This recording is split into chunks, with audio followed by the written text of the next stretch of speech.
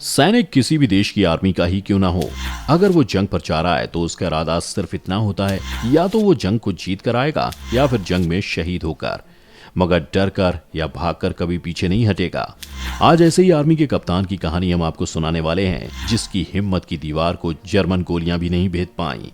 Nazi सेना के हमले ने चार्ल्स को बुरी तरह घायल कर दिया था। वो सही से चल भी नहीं पा रहे थे।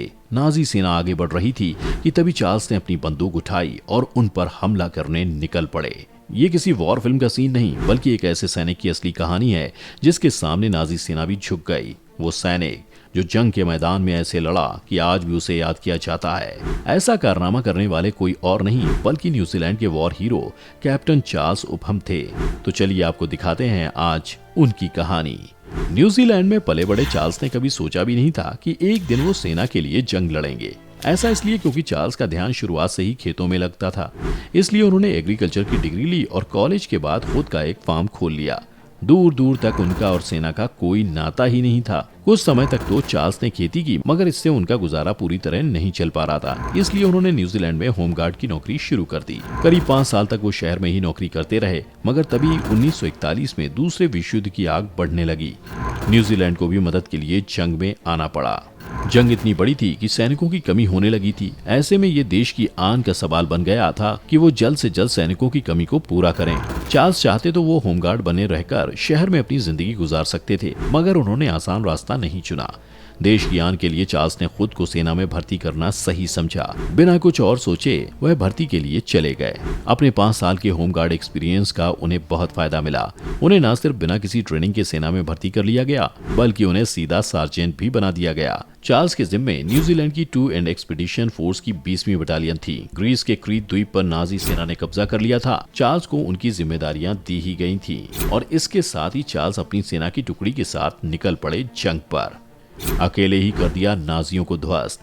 नाजी सेना ने दूसरे विश्व युद्ध का सबसे बड़ा एयरबोर्न मिशन करके 10,000 सैनिक क्रीट द्वीप पर उतार दिए थे। द्वीप पर आते ही उन्होंने वहां की एयरफील्ड को अपने कब्जे में ले लिया। चार्ल्स का काम था उनको एयरफील्ड से बाहर फेंक देना। चार्ल्स के पास बहुत बड़ी सेना की टुकड़ी नहीं थी, मगर फिर भी वो बिना डरे आगे बढ़े। जैसे ही वे क्रीट द्वीप के पास पहुंचे, जर्मन सैनिकों ने उन्हें देख लिया और हमला शुरू कर दिया। चार्ल्स अपनी टुकड़ी के साथ एयरफील्ड से करीब 3000 गज की दूरी पर थे कि नाजी सेना के हमले बढ़ गए। नाजी सेना मशीन गन से लेकर मोर्टार तक इस्तेमाल कर रही थी। वहीं दूसरी ओर चार्ल्स और उनके साथियों के पास सिर्फ हथगोले और राइफल ही थीं। न्यूजीलैंड की सेना को नाजी मशीन गनों की वजह से आगे बढ़ने में काफी परेशानी हो रही थी। ऐसे में समझ नहीं आ रहा था कि क्या किया जाए। जब कोई रास्ता नजर नहीं आया तो चार्ल्स ने अपने हाथों में ये काम ले लिया। उन्होंने बचे हुए हथगोले अपने एक बैग में भरे और हाथ में एक पिस्टल रखी। इसके बाद चार्ल्स सीधा भागते हुए दुश्मन के मशीन गन बंकरों की ओर गए। अपनी बंदूक की गोलियों और हथगोलों से उन्होंने वहां सब धुआं धुआं कर दिया। इतना ही नहीं, उनके इस हमले में करीब 8 नाजी सैनिक मारे गए। इसके बाद भी वो रुके नहीं। वो दूसरे बंकर की ओर बढ़े और वहां भी सब नष्ट कर दिया। इस बीच नाजी गोलियों से वो खुद को बचाते हुए निकल रहे थे। उनकी टुकड़ी के सैनिक उनकी ये वीरता देख जोश से भर गए। जैसे ही मशीन गन रास्ते से हटी, सेना तेजी से आगे बढ़ी। चार्ल्स यहीं तक नहीं रुके, वो आगे बढ़े और नाजियों द्वारा लगाई गई एंटी एयरक्राफ्ट गन को भी आग के हवाले कर दिया। ये सब करने के बाद चार्ल्स दुश्मनों की भारी गोलाबारी के बीच फिर से गए अपने घायल सैनिकों की मदद करने। उन्हें कई गहरी चोटें भी लगीं, मगर उन्होंने अपनी चिंता नहीं की। चार्ल्स जैसे जैसे आगे बढ़ रहे थे, हालात और भी ज्यादा गंभीर हो रहे थे। अब दुश्मन ने मोर्टार दागने शुरू कर दिए थे। ऐसा ही एक मोर्टार आकर चार्ल्स के पास फटा, जिसके कारण वो बुरी तरह से जख्मी हो गए। उन्हें वापस जाकर मेडिकल सहायता लेने के लिए कहा गया, मगर चार्ल्स ने मना कर दिया। वो जंग में बने रहना चाहते थे। हालांकि उनके हाथ में बुरी तरह से चोट लग गई थी और वो काम नहीं कर रहा था। फिर भी अपनी बंदूक के साथ वो सीधा दुश्मन के सीने पर वार करने निकल पड़े। इसी बीच उनके पैर पर भी एक गोली आकर लग गई। उस गोली ने कुछ देर के लिए चार्ल्स को आगे बढ़ने से रोक दिया। वो चल नहीं पा रहे थे। वहीं दूसरी ओर नाजी सैनिक धीरे धीरे आगे बढ़ रहे थे। अगर वो बैठे रहते तो नाजी सैनिक उन्हें मार देते, इसलिए उन्होंने लड़ते रहने का फैसला किया। उनका एक हाथ काम नहीं कर पा रहा था, इसलिए वो एक पेड़ के पीछे छिप गए। उन्होंने अपनी बंदूक उस पर टेक दी ताकि उनके हाथों को उसे उठाना ना पड़े। ऐसी हालत में भी चार्ल्स के अंदर इतना जोश भरा था कि वो 2 और नाजी सैनिकों को मारने में सक्षम रहे। चार्ल्स इसी हालत में करीब 9 दिनों तक लड़ते रहे। वो तब तक जंग से नहीं हटे जब तक नाजी सैनिकों को उन्होंने खदेड़ नहीं दिया। इसके बाद उन्हें सेना क्रीट द्वीप से वापस न्यूजीलैंड ले गई इलाज के लिए।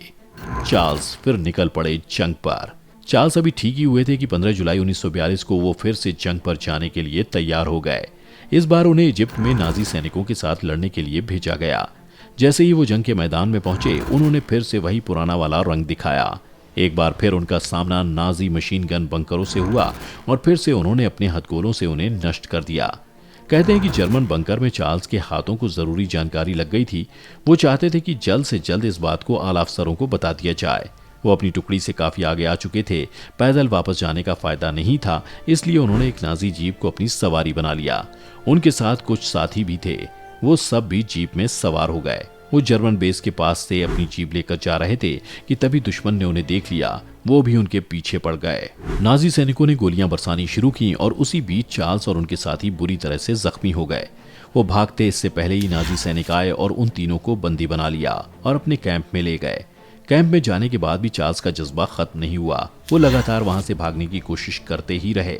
ऐसा करने के चक्कर में उन्होंने अपने आप को कई बार चोटिल भी किया, मगर वो हारे नहीं। जंग खत्म होने तक चार्ल्स जेल से बाहर निकलने की कोशिश करते ही रहे। हालांकि वो इसमें सफल नहीं हो पाए। चार्ल्स जंग के अंत में ही जेल से बाहर आ पाए। जेल से बाहर आने के बाद उन्हें न्यूजीलैंड से पहले इंग्लैंड ले जाया गया। वहां पर किंग जॉर्ज 6 के द्वारा उन्हें विक्टोरिया क्रॉस से सम्मानित किया गया। यूं तो सबको एक ही दिया जाता है, मगर चार्ल्स के मामले में थोड़ा फर्क था। वो 2 बार अपनी जान पर खेल के नाजियों से लड़े थे, इसलिए उन्हें एक और विक्टोरिया क्रॉस से सम्मानित किया गया। इतना ही नहीं, 2 क्रॉस पाने वाले वो दुनिया के पहले जीवित व्यक्ति भी बने।